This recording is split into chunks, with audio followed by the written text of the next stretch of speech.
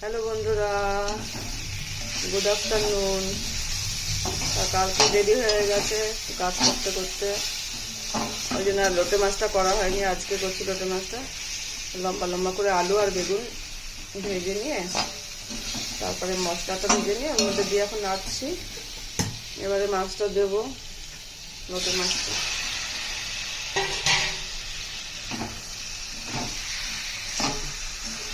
এইভাবেই করবো আজকে। এক একদিন এক এক রকম করি, আজকে ভাবছি এইভাবেই করবো।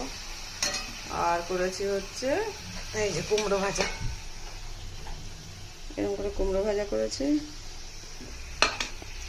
আর একটু বাটি চচ্চড়ি করেছি, কালকে করেছিলাম, ওটা রয়ে গেছে। ডাল সিদ্ধ, এই আজকে লাঞ্চ হবে। ওকে, ঠিক আছে, চলো তাহলে রাখছি, টাটা বাই। আবার নেক্সট ভিডিওতে দেখা হবে, ঠিক আছে? রান্নাটা হয়ে যাক, তারপর দেখাচ্ছি কেমন লাগছে। হ্যাঁ, রাখছি এখন।